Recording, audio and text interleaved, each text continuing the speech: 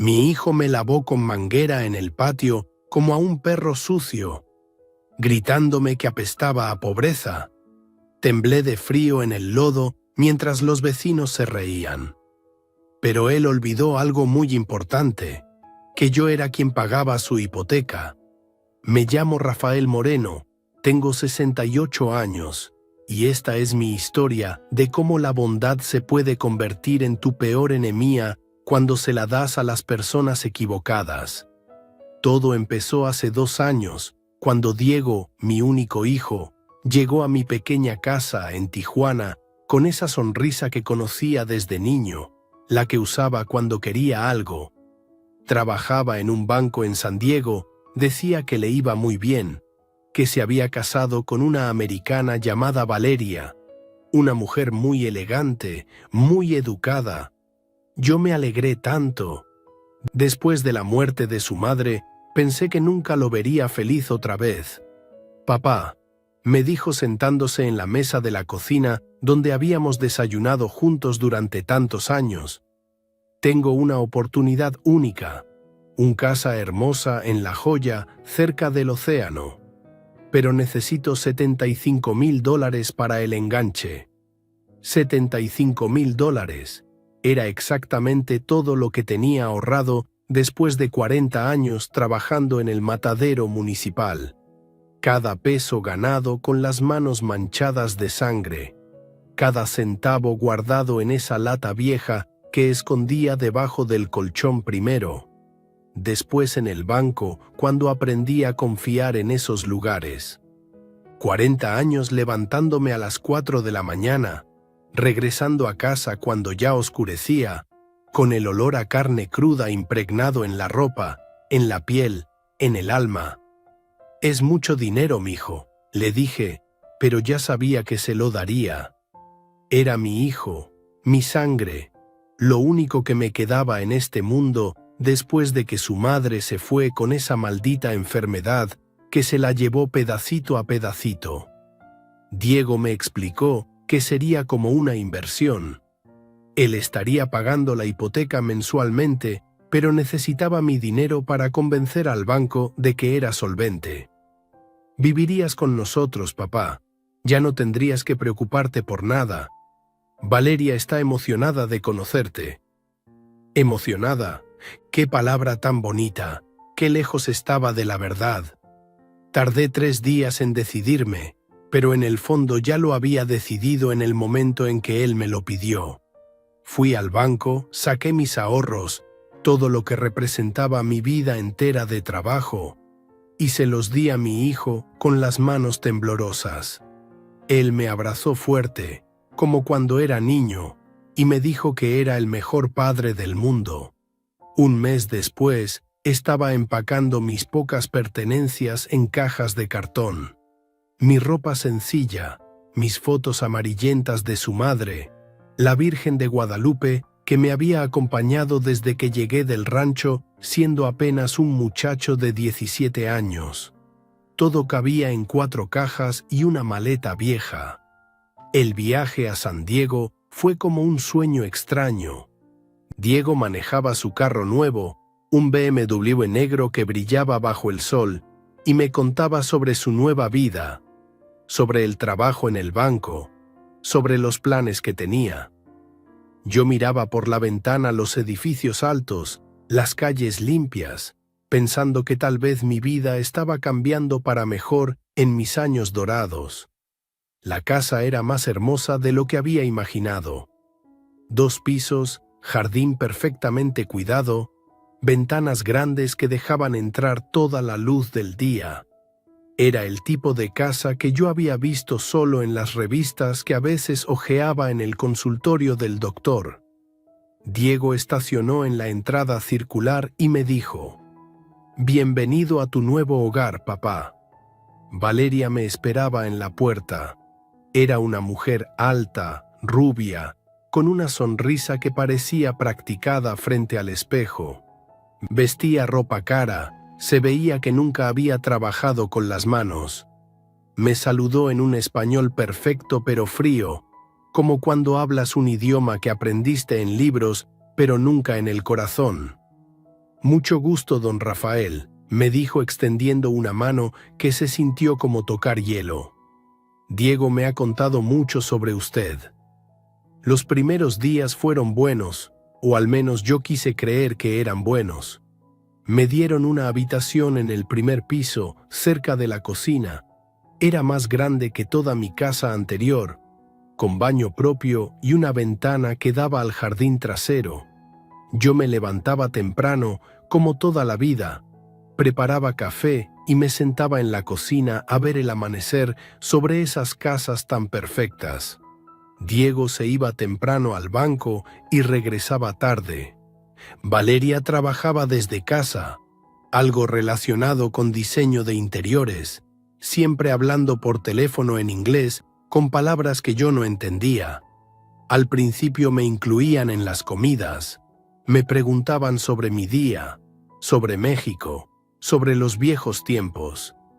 Pero algo cambió después de la primera semana. Tal vez fue cuando llegué de mi caminata matutina con los zapatos un poco sucios de tierra. Vi cómo Valeria arrugó la nariz y le dijo algo a Diego en inglés, susurrando como si yo fuera sordo. O tal vez fue cuando usé la cocina para hacerme unos huevos con chorizo, comida de verdad, no esas cosas sin sabor que ellos comían, y el olor se quedó en la casa hasta el día siguiente. Rafael, me dijo Valeria un día, parada en la puerta de la cocina con los brazos cruzados, necesitamos hablar sobre algunas reglas de la casa. Reglas. En mi propia casa había reglas impuestas por una mujer que no conocía el significado de trabajar para ganarse el pan. Pero yo solo asentí, porque quería mantener la paz, porque no quería causar problemas a mi hijo. Primero fueron pequeñas cosas, que no usara la sala porque tenía visitas importantes, que comiera en la cocina mientras ellos cenaban en el comedor elegante, que no viera la televisión grande de la sala, que usara la pequeña de mi cuarto, que no contestara el teléfono porque podían ser clientes de ella. «Es que tú no entiendes este ambiente, suegro», me explicó Valeria con esa sonrisa falsa que ya empezaba a conocer demasiado bien. «La gente de aquí es muy exigente. Tenemos que mantener cierto nivel, como si yo fuera una mancha en su vida perfecta». Diego llegaba cansado del trabajo y cuando yo le comentaba sobre estas restricciones, él solo decía que Valeria estaba estresada, que era una mujer muy refinada, que yo tenía que entender que vivir aquí era diferente a Tijuana. «Dame tiempo, papá, las cosas se van a acomodar». Pero las cosas no se acomodaron, empeoraron. Empecé a notar cómo Valeria se alejaba cuando yo entraba a una habitación, cómo abría las ventanas inmediatamente después de que yo pasara por ahí. Un día la escuché hablando por teléfono con alguien. No es que sea mala persona, pero huele muy raro, como a... no sé cómo explicarlo. Es que trabajó 40 años en un matadero, 40 años manteniendo a mi familia con trabajo honrado, y ella hablaba de eso como si fuera una vergüenza. Las quejas se volvieron más directas, que si yo dejaba olor en el baño, que si mi ropa olía extraño aunque la acabara de lavar, que si mis manos tenían un aroma que no se quitaba nunca, por más que me las tallara con jabón hasta lastimarme. «Tu padre huele a carne incluso después de bañarse», le dijo a Diego una noche, pensando que yo estaba dormido. «Es asqueroso. Mis amigas se van a dar cuenta cuando vengan a cenar el viernes». «Valeria, por favor», murmuró Diego. «Es mi papá». «Exacto, es tu papá. Habla con él. Dile que use más jabón, que se bañe 2 veces al día si es necesario. O que al menos no salga de su cuarto cuando tengamos visitas». Esa noche me quedé despierto hasta muy tarde, oliendo mis propias manos en la oscuridad. Era cierto que apestaba. Después de 40 años manejando carne, ¿Se había quedado el olor pegado para siempre en mi piel? Me levanté y me bañé otra vez. Me tallé con una esponja áspera hasta que la piel me quedó roja. Pero al final, sentado en la cama, todavía podía percibir ese aroma sutil, casi imperceptible, que había sido mi compañero durante toda una vida de trabajo. Diego me habló al día siguiente. Se veía incómodo, como cuando era niño y tenía que regañarme por algo que había hecho mal. «Papá, ¿tú crees que podrías, tal vez, bañarte un poco más seguido? Es que Valeria es muy sensible a los olores y pues... ¿Apesto, mijo?», le pregunté directamente, porque a mi edad ya no tenía tiempo para rodeos. Se puso rojo como cuando era pequeño y lo cachaba en una mentira. «No es eso, papá. Es solo que... Bueno, trabajaste muchos años con carne y a veces... Ya sabes, ya sabía. Sabía que me habían convertido en un problema que resolver, en una vergüenza que ocultar. Sabía que el dinero que les di para comprar esta casa perfecta no había comprado mi lugar en ella. Solo había comprado un cuarto donde esconderme para no arruinar sus vidas de mentira. Esa misma semana me prohibieron usar la sala definitivamente.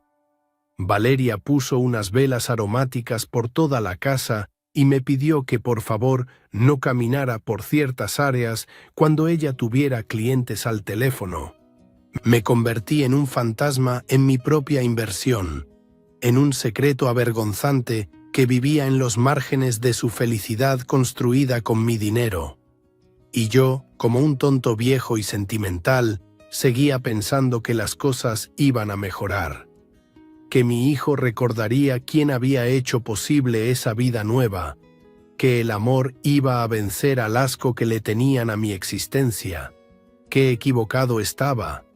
Lo peor todavía estaba por venir y el invierno se acercaba frío y cruel, como el corazón de la gente a la que les das todo y que después te trata como si fueras basura.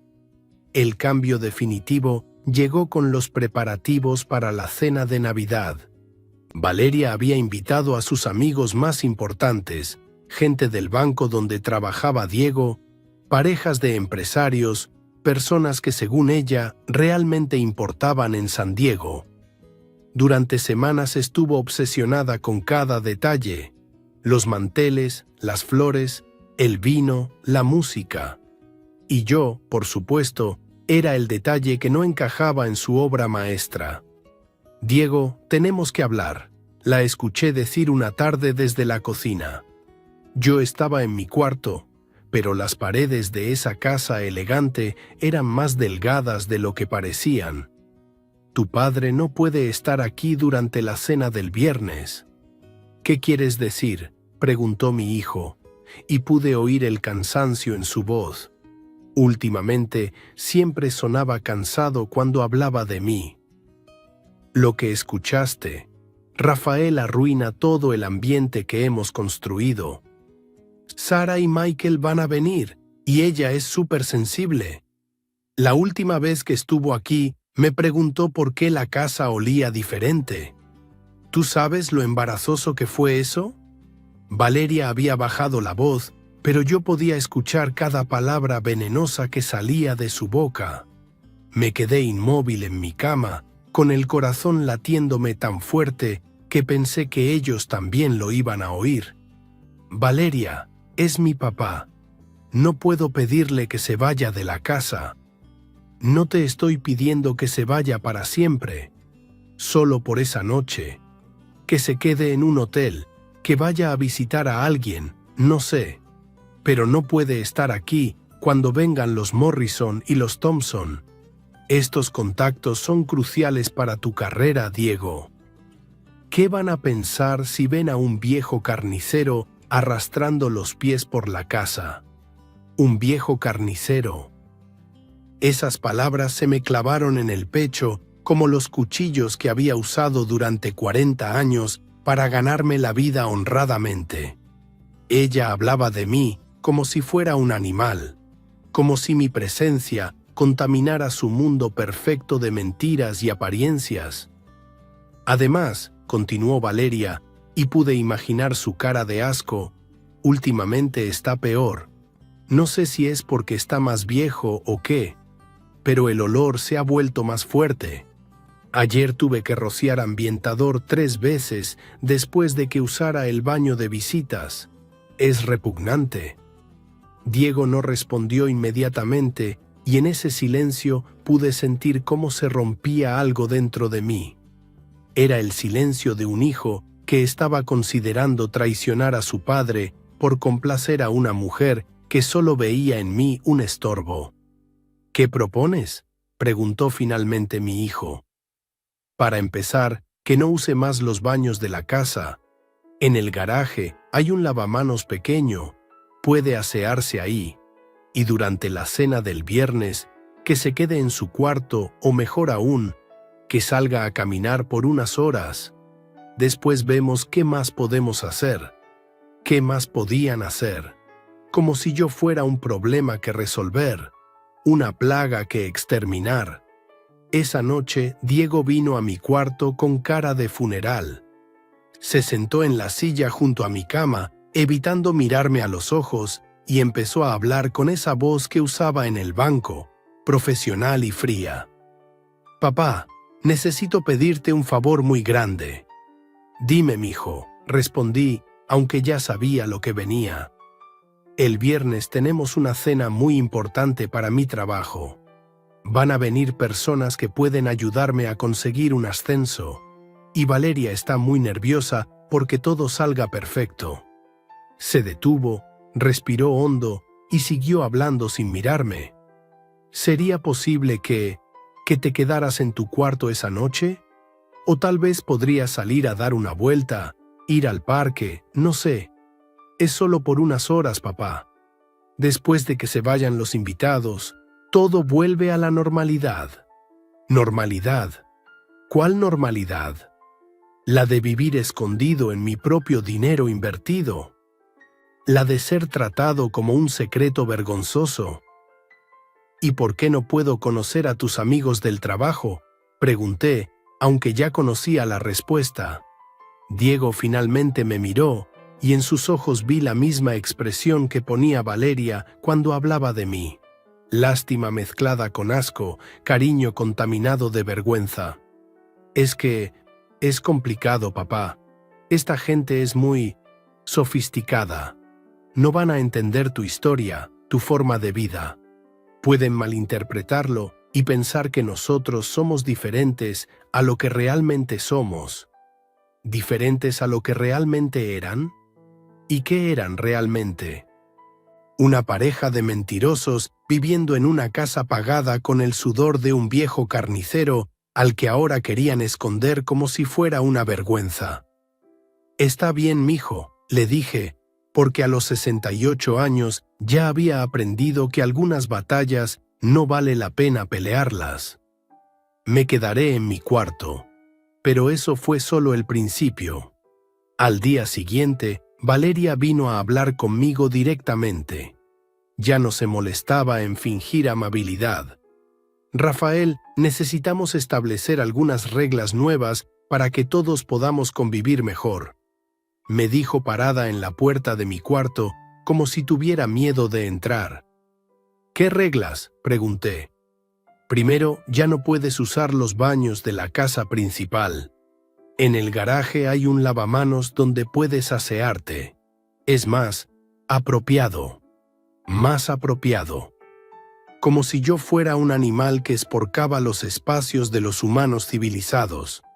Pero Valeria, el garaje no tiene calefacción y estamos en diciembre».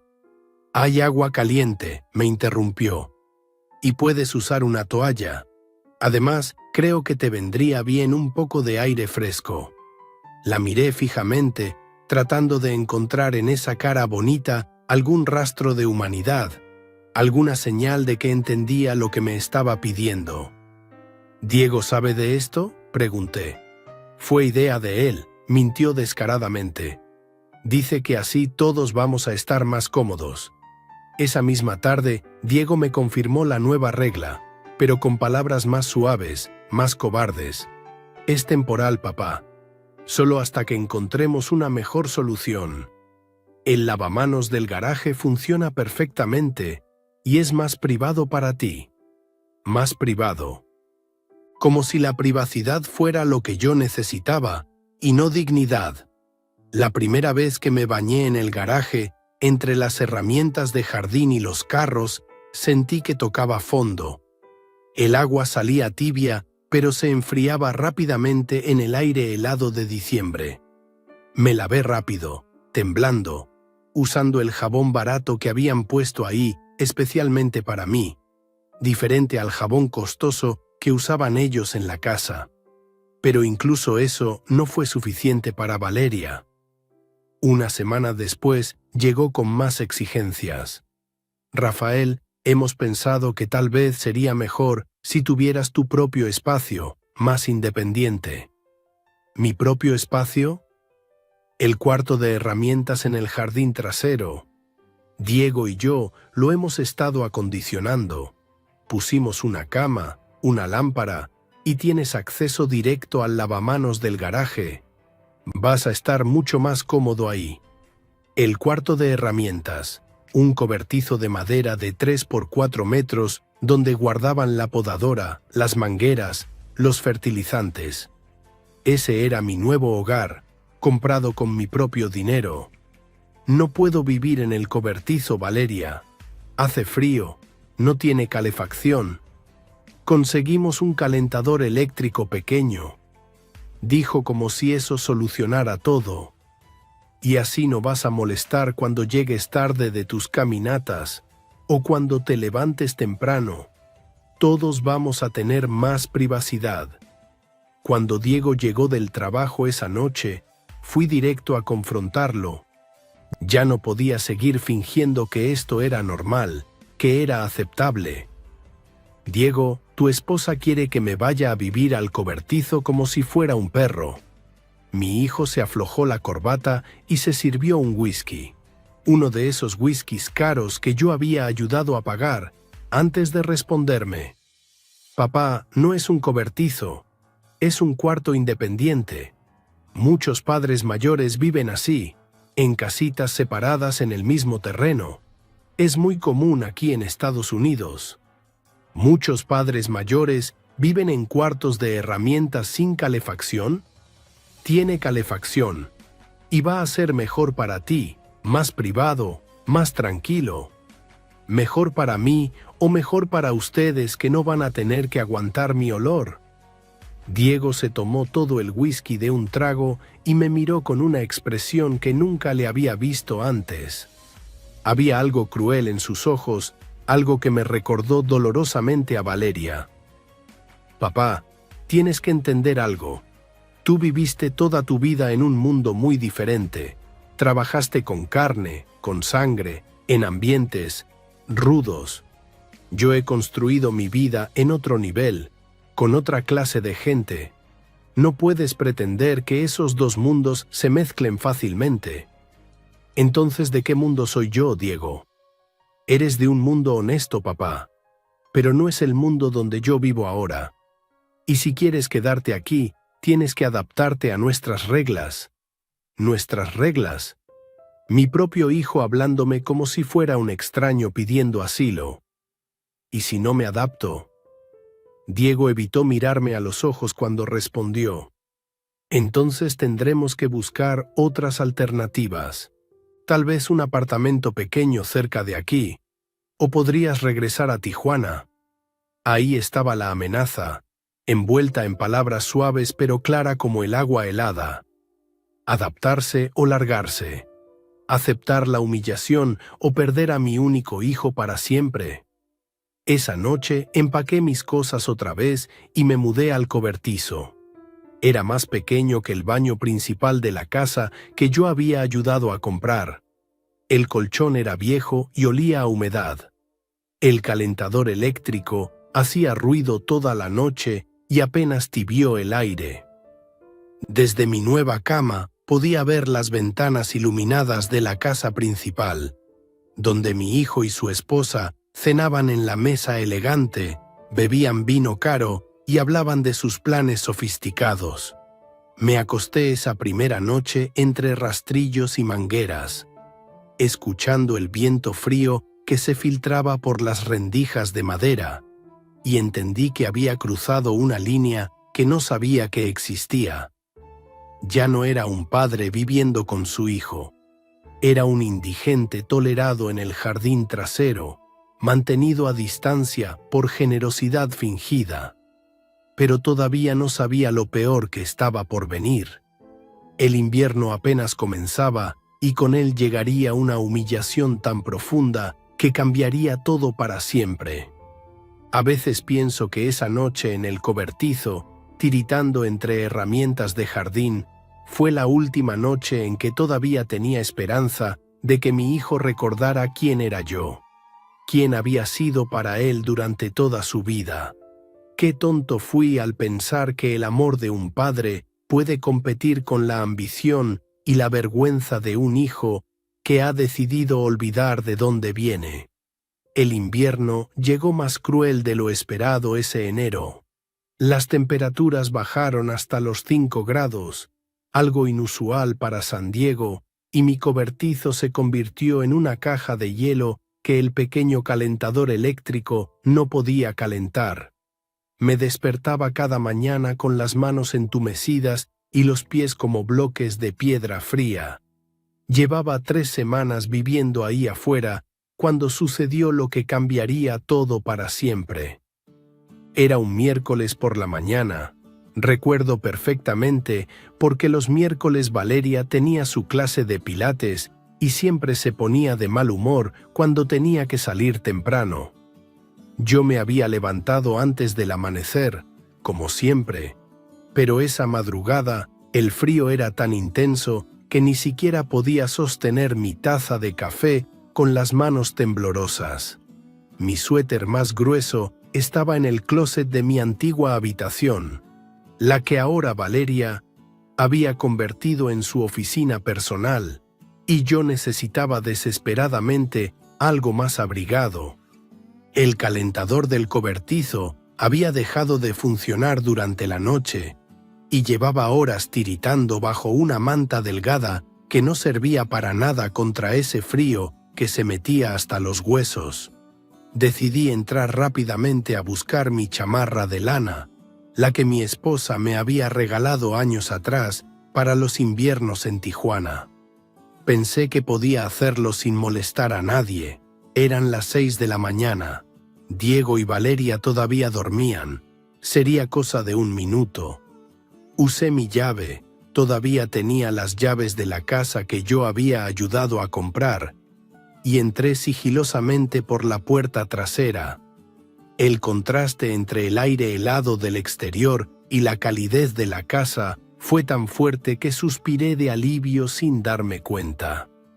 Por un momento me quedé parado ahí, en la cocina, sintiendo cómo mis músculos se relajaban con el calor, recordando cuando esa había sido mi casa también.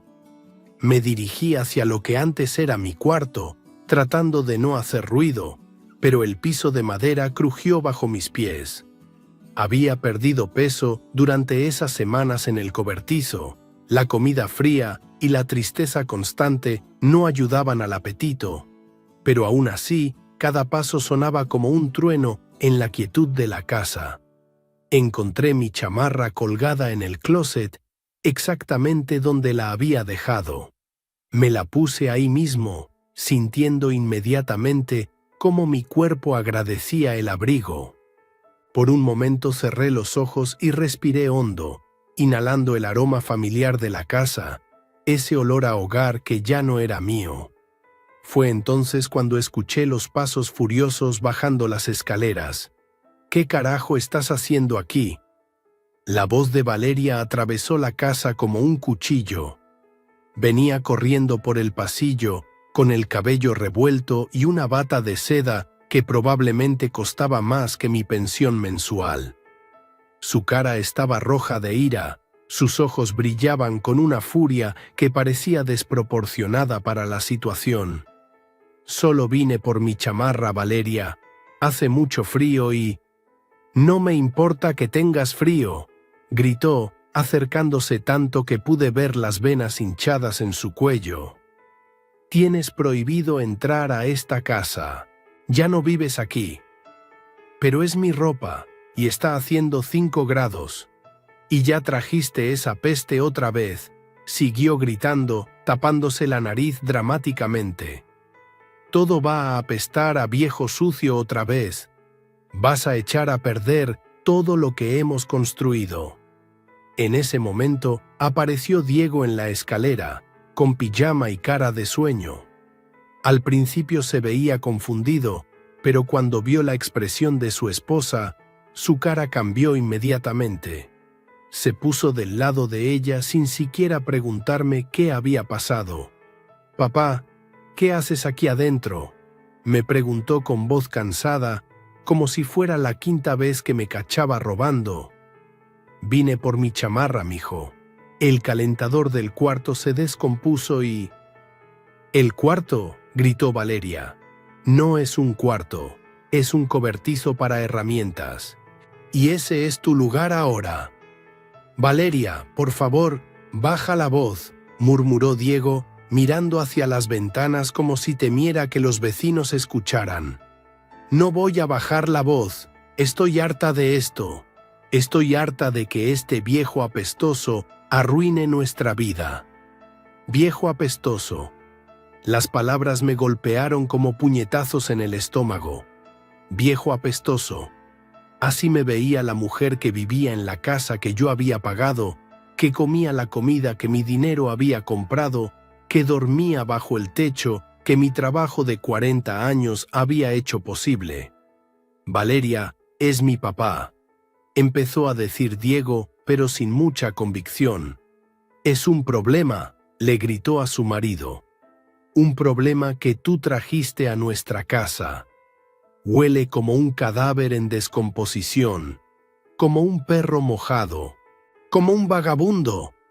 Cada comparación era peor que la anterior. Diego solo la miraba sin defenderme, sin decir una palabra que pudiera proteger un poco la dignidad de su padre. En sus ojos vi algo que me dolió más que todos los insultos de Valeria. Vi que él estaba de acuerdo con ella. «Mira lo que has hecho», me dijo Valeria señalando el piso donde yo había caminado. «Ya toda la casa va a oler horrible otra vez. Voy a tener que abrir todas las ventanas con este frío. Voy a tener que rociar desodorante por todas partes. Solo caminé hasta mi cuarto». «No es tu cuarto», explotó otra vez. «Tu lugar es afuera, con los animales, con la basura». Diego finalmente habló, pero no para defenderme. «Papá, sabes que no puedes entrar así nomás. Tenemos reglas». ¿Reglas para buscar mi propia ropa cuando tengo frío?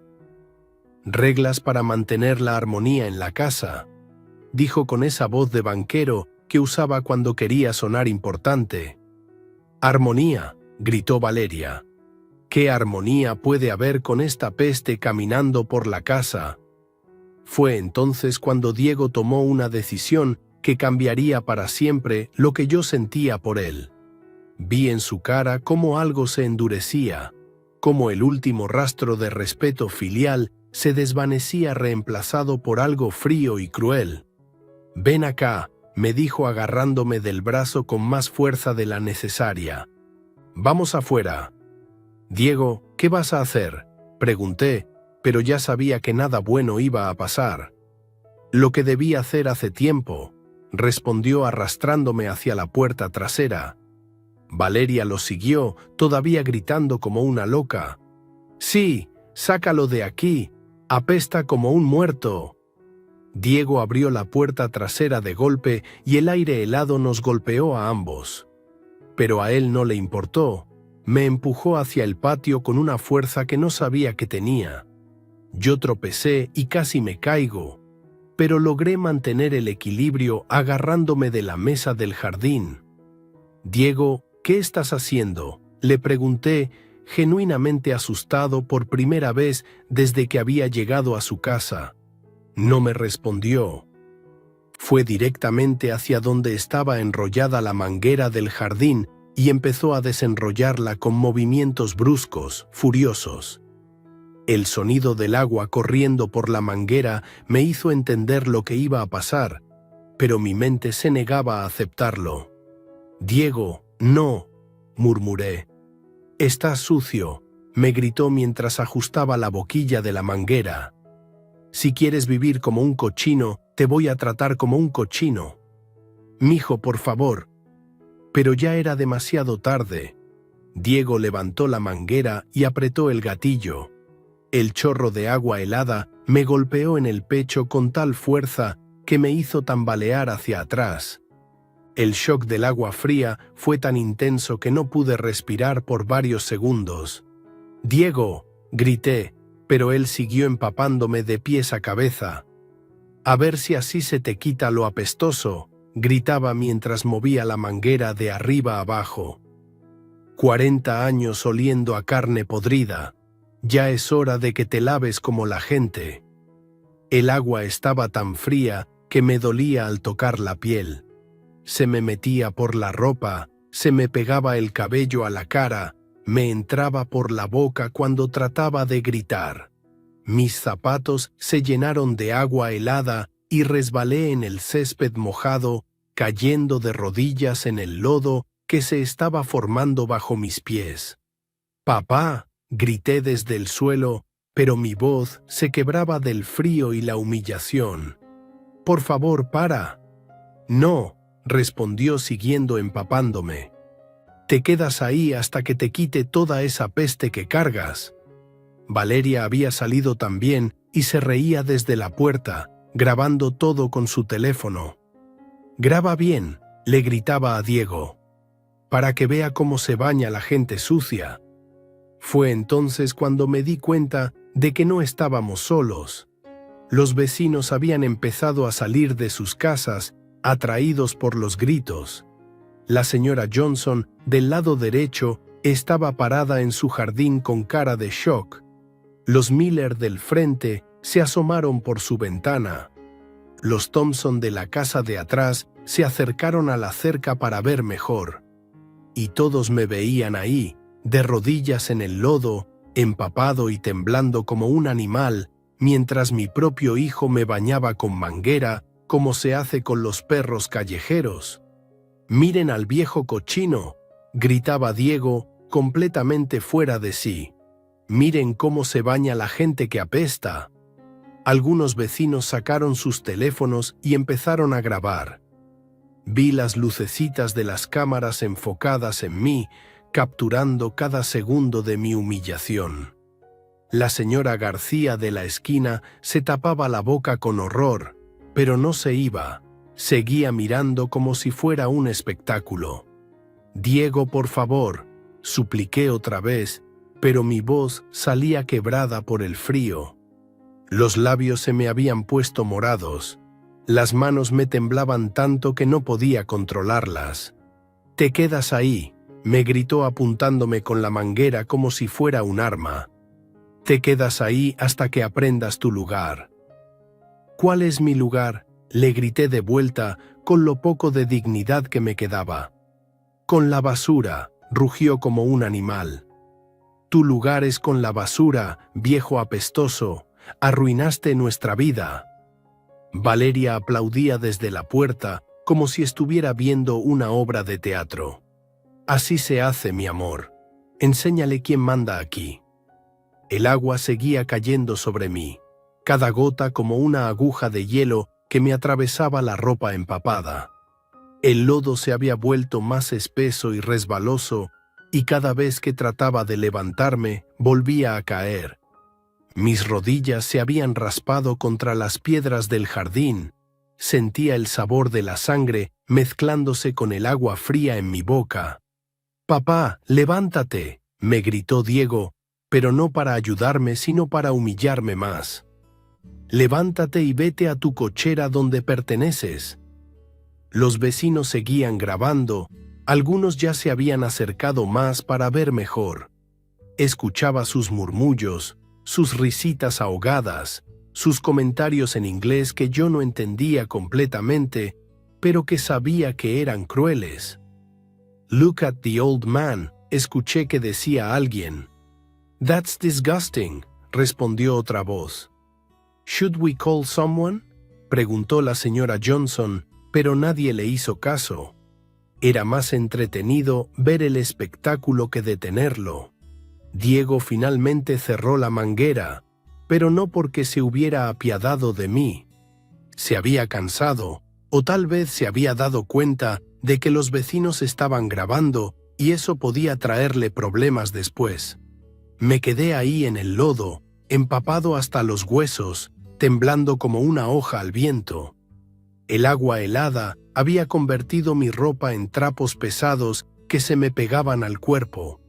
Tenía lodo en el cabello, en la cara, entre los dedos.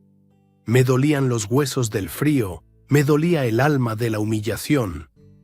"Ahí tienes", me dijo Diego jadeando por el esfuerzo. "Ahí tienes tu baño, a ver si ahora ya no apestas tanto". Valeria siguió grabando con su teléfono, acercándose para capturar mejor mi cara de derrota. "Miren cómo queda cuando se baña como debe ser", dijo riéndose, "como los animales que son". Traté de levantarme, pero las piernas no me respondían. El frío había entumecido todo mi cuerpo, y la vergüenza pesaba más que el agua empapada en mi ropa.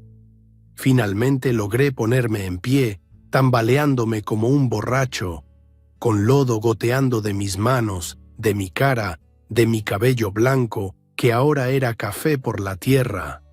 Los vecinos empezaron a dispersarse, algunos todavía susurrando entre ellos, otros guardando sus teléfonos después de haber grabado suficiente material para entretenerse después. Me miraban como se mira a un loco en la calle, con esa mezcla de lástima y desprecio que se reserva para los que han tocado fondo. «Vete a tu lugar», me dijo Diego señalando hacia el cobertizo. «Y la próxima vez que necesites algo de la casa, pides permiso primero». Caminé hacia mi prisión de madera, arrastrando los pies, dejando un rastro de agua y lodo en el césped perfecto que tanto cuidaba Valeria. Cada paso era un esfuerzo sobrehumano, cada respiración me dolía en el pecho. Sentía los ojos de mis vecinos clavados en mi espalda, juzgándome, condenándome, grabándome en su memoria como el viejo sucio que vivía en el cobertizo. Cuando llegué a la puerta del cuarto de herramientas, me volteé una última vez hacia la casa. Diego y Valeria ya habían entrado, pero los pude ver a través de la ventana de la cocina, abrazándose y riéndose como si acabaran de ganar una batalla. Y tal vez la habían ganado. Me habían quebrado de una manera que no sabía que era posible. Me habían convertido en menos que humano, en menos que animal, en algo tan despreciable que merecía ser bañado con manguera en el patio como castigo por existir. Me quité la ropa empapada con manos temblorosas y me sequé como pude con la toalla húmeda que tenía. Me puse lo poco de ropa seca que me quedaba y me acosté en el colchón húmedo, temblando todavía, sintiendo cómo el frío se me metía hasta los huesos y se quedaba ahí para siempre. Esa noche no pude dormir. No por el frío, no por la humedad, no por la incomodidad del colchón viejo. No pude dormir porque algo había cambiado para siempre dentro de mí. La humillación había sido tan profunda, tan completa, que había matado algo esencial en mi corazón. El amor incondicional que le tenía a mi hijo, la esperanza de que algún día recordara quién era yo para él, la paciencia infinita que solo los padres pueden tener. Todo eso había muerto ahí, en el lodo helado del patio, bajo la manguera de jardín, frente a las cámaras de los vecinos que se reían de mi desgracia. Pero mientras temblaba en esa cama fría, abrazándome a mí mismo para mantener un poco de calor, empecé a recordar algo que había olvidado durante meses de humillaciones. Recordé que yo no siempre había sido el viejo desamparado que vivía en un cobertizo. Recordé que tenía herramientas que mis hijos no conocían, recursos que nunca sospecharon, dignidad que podía recuperar si tenía el valor suficiente. Recordé que 40 años de trabajo honrado habían dejado más que el olor a carne en mis manos. Habían dejado sabiduría, paciencia y algo que Diego y Valeria nunca habían tenido: la capacidad de planear a largo plazo. Esa madrugada, temblando en el cobertizo, empecé a planear mi venganza.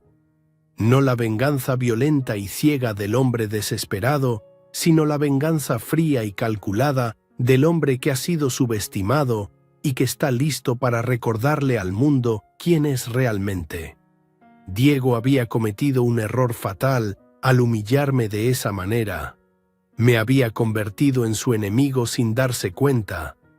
Y los enemigos más peligrosos son los que uno crea dentro de su propia casa, con su propia crueldad, con su propia estupidez.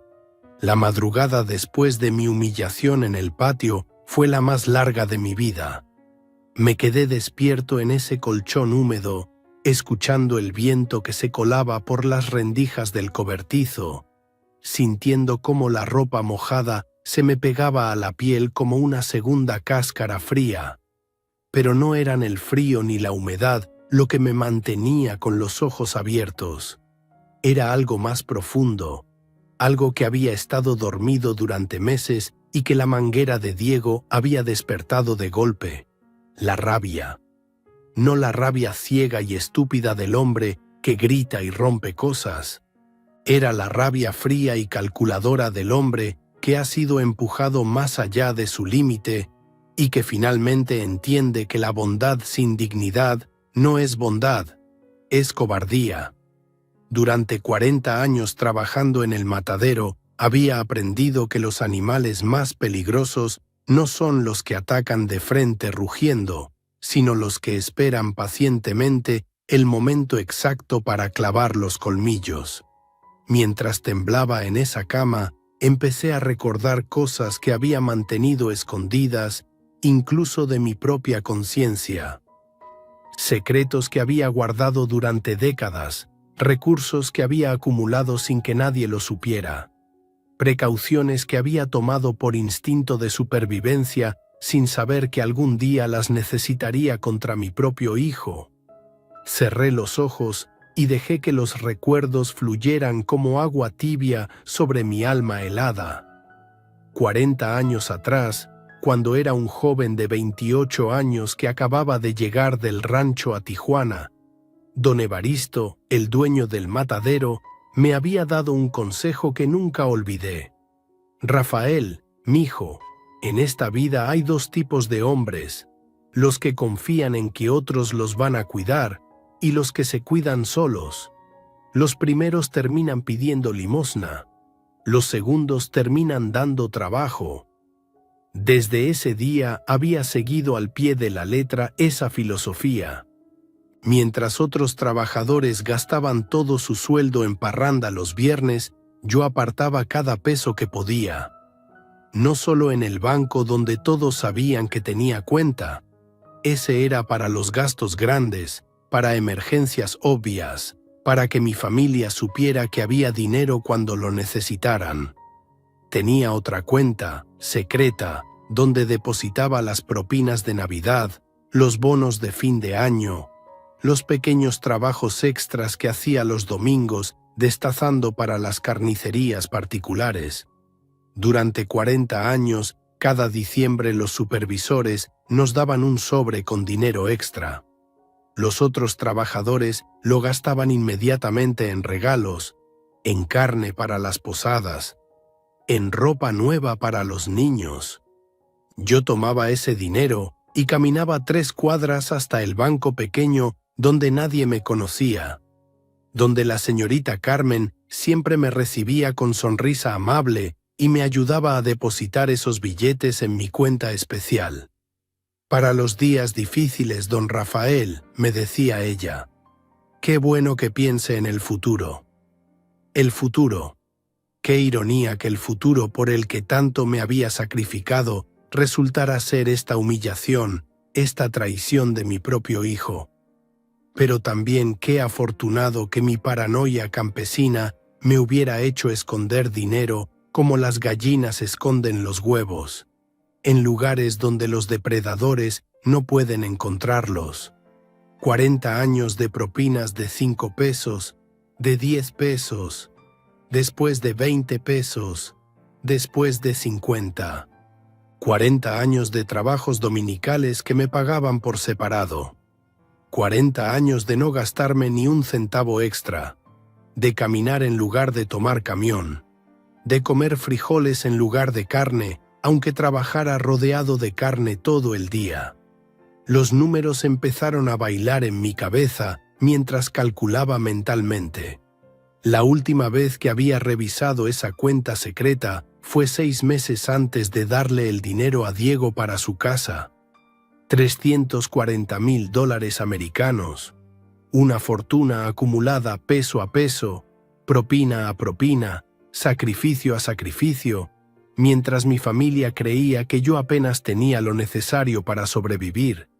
$340,000 que Diego no sabía que existían, que Valeria no podía ni imaginar. Dinero limpio, ganado honestamente, ahorrado con disciplina de hormiga, guardado para una emergencia que nunca pensé que llegaría de la mano de mi propio hijo. Pero había algo más, algo que me hizo sonreír por primera vez en meses, a pesar del frío que me calaba los huesos. Los papeles de la casa. Esos documentos que Diego me había hecho firmar rápidamente, explicándome por encima que era puro trámite para que el banco aprobara el préstamo. Yo había firmado sin leer completamente, confiando en mi hijo como un tonto viejo y sentimental. Ahora, en la oscuridad del cobertizo, recordaba perfectamente lo que había leído en esos papeles antes de firmarlos. No era simplemente un aval o un fiador como Diego me había dicho. Yo aparecía como cosolicitante con derecho preferencial de adquisición, palabras técnicas que en ese momento no entendí completamente, pero que había memorizado por costumbre. Mi compadre Aurelio, que trabajaba en bienes raíces en Tijuana, me había explicado una vez lo que significaba ese tipo de contrato cuando ayudé a su hermano a comprar una casa. El cosolicitante con derecho preferencial tenía la facultad legal de comprar la deuda completa del inmueble si los otros deudores entraban en morosidad o si él decidía ejercer su derecho de adquisición preferente. En palabras simples, si yo pagaba la hipoteca completa, la casa se volvía legalmente mía, sin importar quién viviera en ella o quién creyera ser el dueño. Diego había sido tan arrogante, tan seguro de su superioridad educativa, que nunca se molestó en explicarme realmente lo que firmaba. Asumió que su padre ignorante firmaría cualquier cosa que le pusieran enfrente. Y tenía razón, pero no por las razones que él creía. Yo firmé porque confiaba en él, no porque fuera estúpido. Esa diferencia, que a él le pareció irrelevante, estaba a punto de costarle todo. La mañana llegó lenta y gris, con una llovizna fina que hacía todo más miserable. Me levanté entumecido, me vestí con la poca ropa seca que me quedaba y salí del cobertizo como todos los días durante las últimas semanas. Pero esta vez no iba a caminar sin rumbo por el vecindario esperando que se me pasaran las horas hasta poder regresar a mi prisión.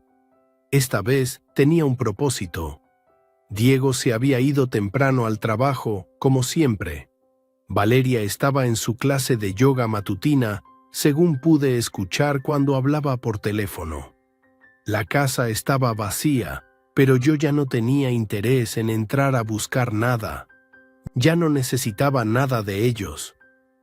Caminé las 6 cuadras hasta la parada del autobús, sintiendo cómo cada paso me alejaba no solo físicamente de esa casa que había sido mi cárcel, sino emocionalmente de la vida patética que había estado viviendo. En el autobús, sentado entre trabajadores que iban a sus empleos honestos, me sentí por primera vez en meses como un hombre con propósito.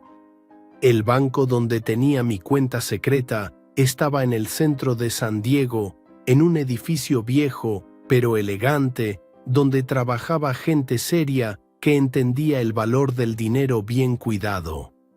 Durante 40 años había hecho ese viaje 2 o 3 veces al año, siempre discretamente, siempre solo, siempre con la satisfacción de quien está construyendo algo sólido para el futuro.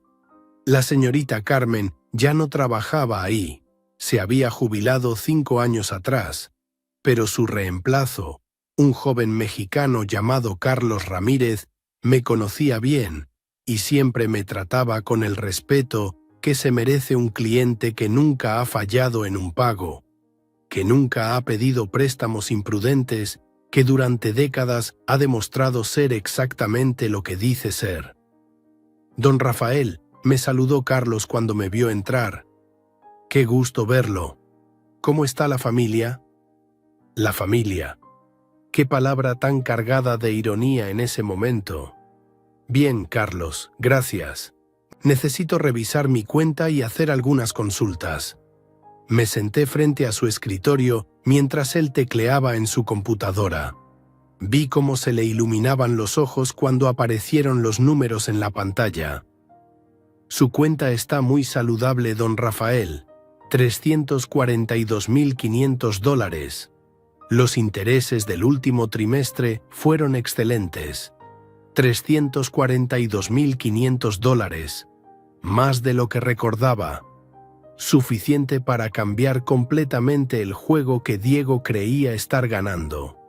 Carlos, necesito que me ayudes con algo.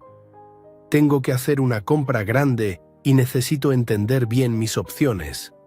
Le expliqué mi situación sin mentir, pero sin dar detalles innecesarios. Le dije que mi hijo tenía una casa con hipoteca, que yo era cosolicitante en el préstamo y que estaba considerando ejercer mi derecho de compra preferencial para adquirir la propiedad completa. Carlos me pidió que trajera los documentos de la casa para revisarlos junto con un abogado del banco. Yo le dije que los conseguiría, pero que primero necesitaba saber si mi dinero alcanzaba para pagar la hipoteca completa. ¿Cuánto debe su hijo?, me preguntó. Alrededor de $320.000. Carlos sonrió con esa expresión que usan los banqueros cuando ven un negocio sencillo y redituable. Don Rafael, usted puede pagar esa deuda completa sin problemas. De hecho, le sobrarían más de $20.000. Pero déjeme preguntarle, ¿está seguro de que quiere hacer esto? Es una decisión muy importante. ¿Que si estaba seguro? Me vino a la mente la imagen de mí mismo arrodillado en el lodo, empapado por la manguera de mi propio hijo, mientras los vecinos se reían y grababan mi humillación. Recordé las palabras de Diego. Tu lugar es con la basura, viejo apestoso. Completamente seguro, le respondí con una calma que me sorprendió a mí mismo. Carlos me explicó el proceso. Necesitaríamos los documentos originales de la casa para confirmar mis derechos como cosolicitante. Después, el banco podría facilitar la transferencia completa de la deuda a mi nombre, convirtiendo la hipoteca en un pago de contado que eliminaría toda obligación de Diego y Valeria con la propiedad, pero también eliminaría cualquier derecho que tuvieran sobre ella. Es como si usted comprara la casa directamente del banco, me explicó. Legalmente, su hijo y su esposa se convertirían en inquilinos sin contrato de arrendamiento. Usted tendría derecho legal completo para desalojarlos cuando quisiera. Inquilinos sin contrato de arrendamiento.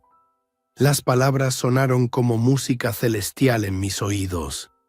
Diego, que me había tratado como un parásito en su casa, se convertiría literalmente en un parásito en la mía.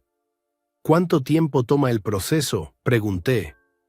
Si los documentos están en orden, podemos tenerlo listo en 24 horas. Es un pago simple. Usted nos da el dinero, nosotros cancelamos la deuda y transferimos la escritura a su nombre. 24 horas. Menos tiempo del que Diego había tardado en humillarme con la manguera. ¿Y ellos se van a enterar inmediatamente? Carlos negó con la cabeza. No necesariamente. El proceso se hace entre usted y el banco. Los deudores originales reciben notificación después de que la transferencia está completa. Hasta ese momento, técnicamente todo sigue igual para ellos. Perfecto. Diego y Valeria seguirían creyendo que eran los reyes de su castillo mientras yo compraba silenciosamente el castillo completo bajo sus pies. Regresé a casa esa tarde con pasos diferentes. Ya no era el viejo derrotado que arrastraba los pies hacia su cobertizo. Era un hombre con un plan, con recursos, con poder. Diego y Valeria no sabían que habían despertado al león cuando creyeron estar pateando a un perro moribundo. Esa noche, por primera vez en semanas, dormí profundamente a pesar del frío del cobertizo. Soñé con mi esposa, que me sonreía y me decía: «Rafael, nunca permitas que nadie te trate como si no valieras nada. Tú eres un hombre bueno, pero la bondad sin dignidad no es bondad». Al despertar, supe que tenía razón. Había llegado el momento de recordarle a mi hijo quién era realmente su padre y cuánto poder tenía el viejo apestoso que había decidido humillar.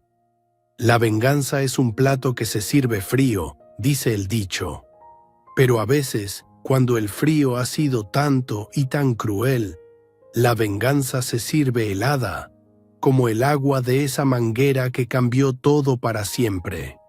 El viernes por la tarde, exactamente 24 horas después de firmar los documentos en el banco, regresé a la casa que ahora era legalmente mía.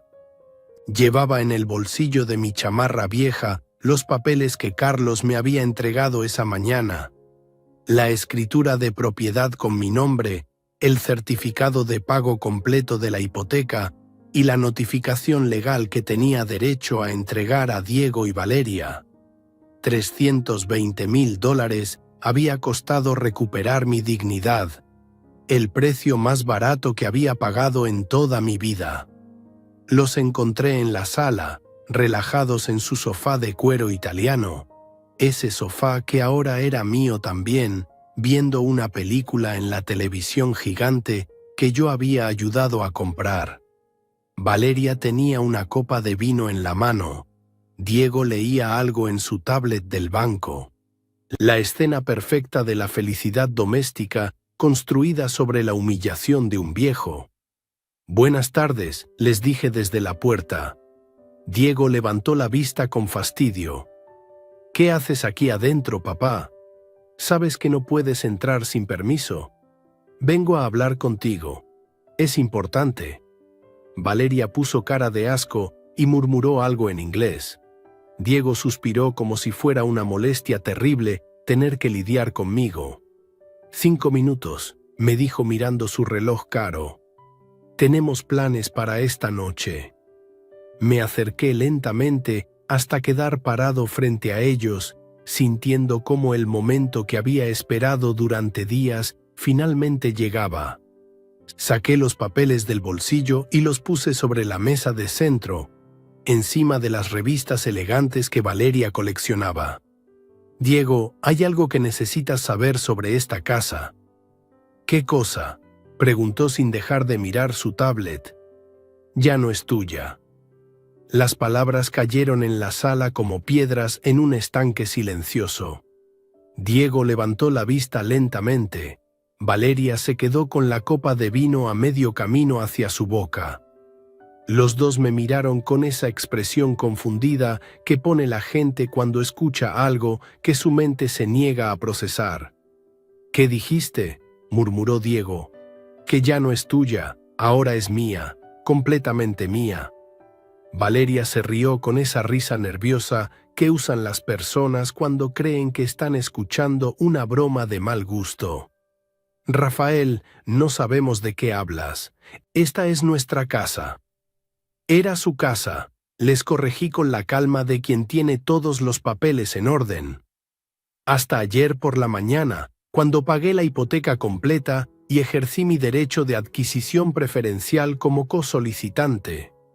Diego se levantó del sofá como si le hubieran dado un calambre. Su cara había perdido todo el color y me miraba como si yo fuera un fantasma que acababa de materializarse en su sala. «Eso es imposible», tartamudeó. «Tú no tienes ese dinero». Tenía $340,000 ahorrados durante 40 años. Dinero que tú nunca supiste que existía porque nunca te molestaste en preguntarme sobre mi vida más allá de lo que necesitabas para tus planes. Le extendí los documentos. Diego los tomó con manos temblorosas mientras Valeria se acercaba para leer por encima de su hombro. Vi cómo sus caras cambiaban mientras procesaban las palabras oficiales. Los sellos del banco, mi nombre en la escritura de propiedad. «No, no puede ser», murmuró Valeria. «Es completamente legal». Les expliqué con la misma paciencia con la que les habría explicado una receta de cocina. Cuando firmé como cosolicitante, adquirí el derecho legal de comprar la deuda completa si lo consideraba necesario. Ayer ejercí ese derecho. El banco ya no tiene ninguna relación contractual con ustedes. Toda la deuda está saldada y la casa está escriturada a mi nombre únicamente. Diego se dejó caer de vuelta en el sofá, con los papeles todavía en las manos, leyendo y releyendo como si las palabras fueran a cambiar mágicamente. «Papá, esto tiene que ser un malentendido. Tú no entiendes estos documentos legales». «Entiendo perfectamente», lo interrumpí. «Entiendo que durante 40 años trabajé para tener seguridad económica. Entiendo que te di $75,000 para ayudarte con esta casa. Y entiendo que tú me pagaste esa generosidad haciéndome vivir en un cobertizo y bañándome con manguera como si fuera un animal». Valeria finalmente encontró su voz, pero salió chillona y desesperada. «Esto es una locura. No puedes hacer esto. Esta es nuestra casa. Nosotros vivimos aquí». «Ustedes vivían aquí», les corregí otra vez, «como mis invitados. Pero los invitados que tratan mal a sus anfitriones pierden el derecho de hospitalidad». Diego se puso de pie otra vez, ahora con una expresión que yo conocía bien.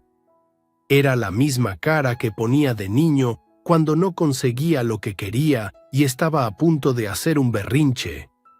«Papá, no puedes hablar en serio. Somos tu familia». «¿Familia?», repetí la palabra como si fuera veneno en mi boca. La familia no humilla a la familia frente a los vecinos. La familia no hace que su padre viva en un cobertizo. La familia no baña a los suyos con manguera como castigo por existir. Fue un momento de enojo, balbuceó Diego. Estaba estresado del trabajo. Valeria estaba presionándome. «Ah, entonces fue culpa de Valeria», dije mirando a la mujer que se había puesto pálida como papel.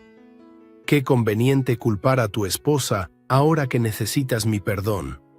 Valeria explotó como una bomba de rabia y desesperación. «Tú no puedes hacer esto. Esta es nuestra vida, nuestros amigos, nuestro trabajo». «Su trabajo pueden conservarlo», les dije con cortesía exagerada. «Su vida la pueden reconstruir en otro lugar, pero esta casa ya no es suya». Diego se acercó a mí con las manos extendidas, en esa posición de súplica que parecía tan extraña viniendo de alguien que me había tratado como basura la semana anterior. «Papá, por favor, podemos arreglar esto, podemos cambiar». Te daremos tu habitación de vuelta, te trataremos mejor. ¿Me van a tratar mejor?, pregunté con genuina curiosidad. Como hicieron cuando me dieron el cuarto más grande de la casa al principio, antes de mandarme al cobertizo. Como cuando me incluían en las cenas antes de prohibirme usar el comedor. Su bondad depende de cuánto me necesiten, Diego. Y yo ya estoy demasiado viejo para vivir de las migajas de cariño que me tiren cuando les convenga. Valeria había empezado a llorar, pero no eran lágrimas de arrepentimiento, sino de pánico puro. Rafael, por favor, sé razonable. ¿Podemos pagar renta? ¿Podemos pagarme renta?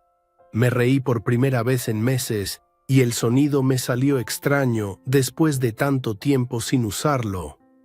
¿Con qué dinero van a pagarme renta? ¿Con el sueldo de Diego que apenas les alcanza para sus gastos de gente elegante? Diego se pasó las manos por el cabello con desesperación. Necesitamos tiempo para organizarnos, para buscar otro lugar. Tiempo, repetí saboreando la palabra. ¿Cuánto tiempo me dieron ustedes cuando me sacaron de mi habitación? ¿Cuánto tiempo me dieron para acostumbrarme al cobertizo? ¿Cuánto tiempo duró mi baño con manguera en el patio? Papá, por favor. El baño duró exactamente 2 horas. Continué sin hacerle caso a sus súplicas. Desde que abriste la manguera hasta que logré entrar al cobertizo y cambiarme la ropa empapada. 2 horas temblando en el lodo mientras los vecinos se reían y grababan mi humillación. Me dirigí hacia la puerta de entrada y la abrí de par en par. El aire frío de la tarde entró a la casa como una advertencia. Tienen exactamente 2 horas para sacar sus cosas, ni 1 minuto más.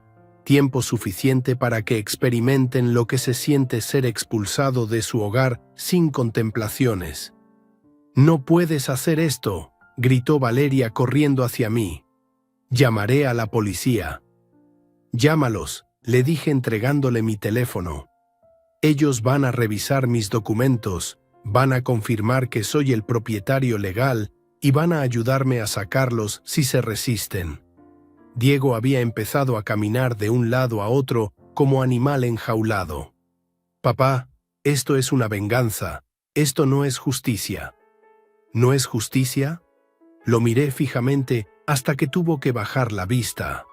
«Justicia es que el hombre que pagó esta casa sea quien decida quién vive en ella. Justicia es que quien fue tratado como animal tenga el poder de tratar a otros con la misma dignidad que recibió». «Te vamos a dar tu dinero de vuelta», murmuró Diego. «Los $75,000 que nos diste. Ya no los necesito. Y además, esos 75,000 no cubren ni la cuarta parte de los 320,000 que pagué ayer.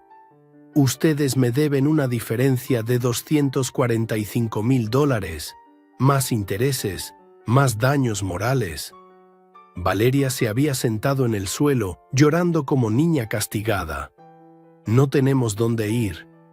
«Pueden irse a casa de sus amigos elegantes», les sugerí. Esa gente sofisticada que era tan importante que yo no podía conocerlos. Seguramente van a estar encantados de ayudar a la pareja perfecta que perdió su casa por tratar mal a un viejo. La ironía de mis palabras los golpeó como bofetadas. Sabían tan bien como yo que sus amigos aspiracionales no los iban a recibir en sus casas cuando se enteraran de que habían perdido la suya.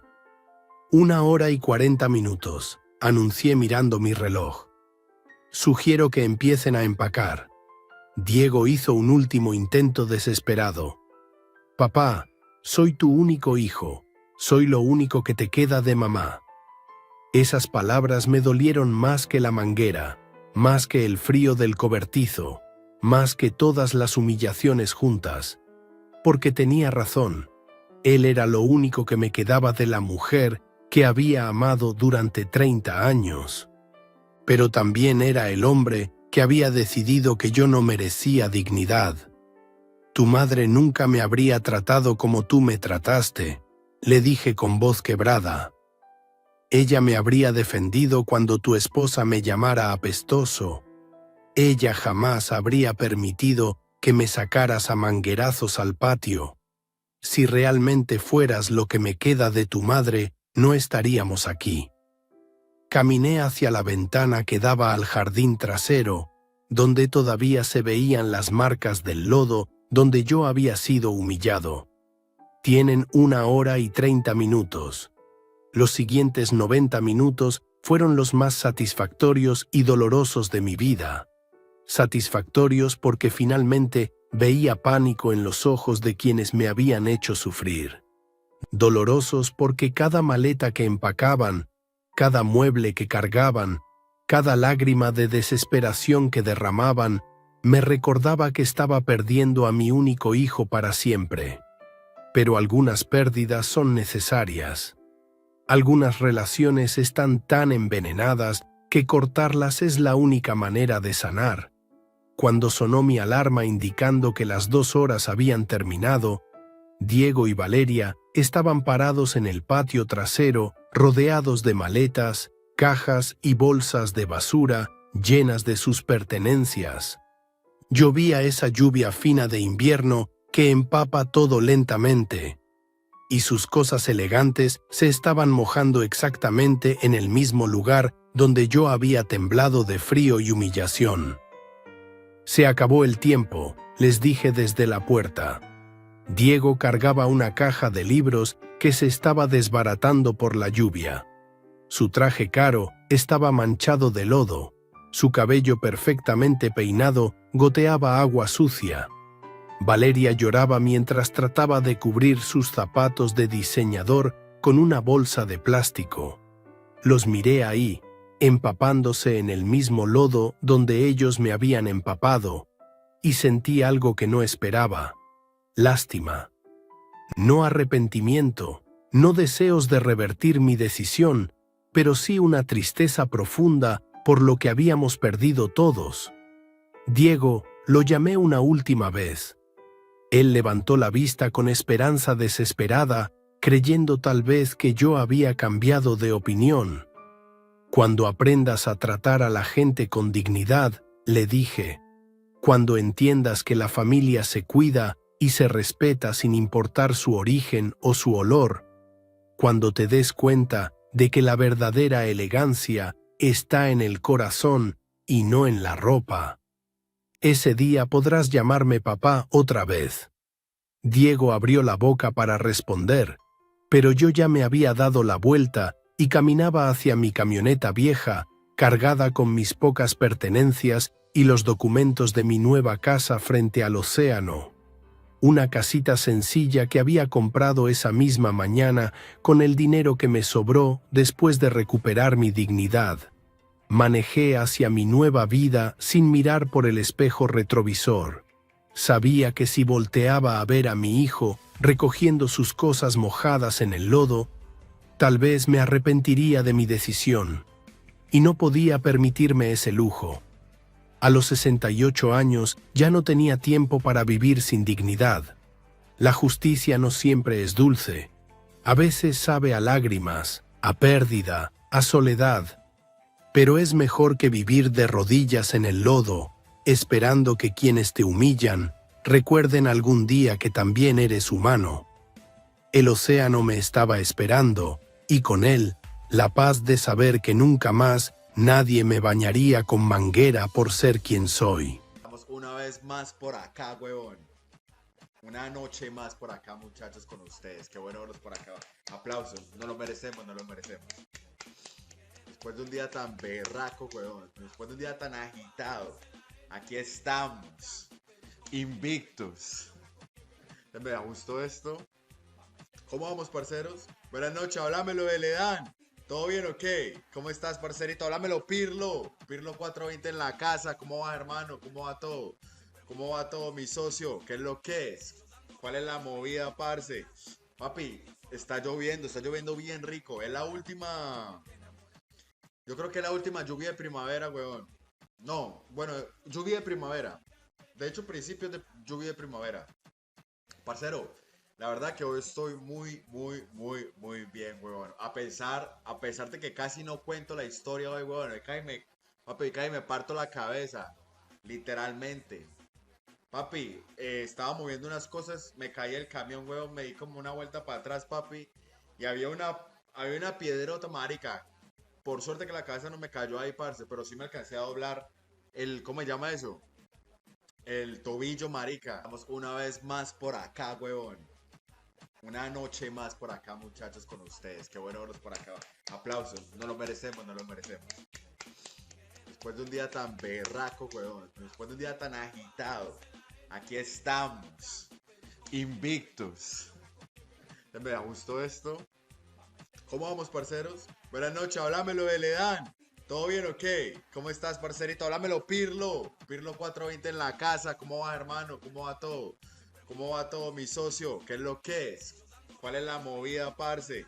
Papi, está lloviendo bien rico. Es la última. Yo creo que es la última lluvia de primavera, weón. No, bueno, lluvia de primavera. De hecho, principios de lluvia de primavera. Parcero, la verdad que hoy estoy muy bien, weón. A pesar de que casi no cuento la historia hoy, weón. Papi, casi me parto la cabeza. Literalmente. Papi, estaba moviendo unas cosas, me caí el camión, weón, me di como una vuelta para atrás, papi. Y había una piedrota, marica. Por suerte que la cabeza no me cayó ahí, parce, pero sí me alcancé a doblar ¿cómo se llama eso? El tobillo, marica. Vamos una vez más por acá, huevón. Una noche más por acá, muchachos, con ustedes. Qué bueno verlos por acá. Aplausos. No lo merecemos, no lo merecemos. Después de un día tan berraco, huevón. Después de un día tan agitado. Aquí estamos. Invictus. Me gustó esto. ¿Cómo vamos, parceros? Buenas noches, háblamelo de Ledán. ¿Todo bien o qué? ¿Cómo estás, parcerito? Háblamelo, Pirlo. Pirlo 420 en la casa. ¿Cómo va, hermano? ¿Cómo va todo?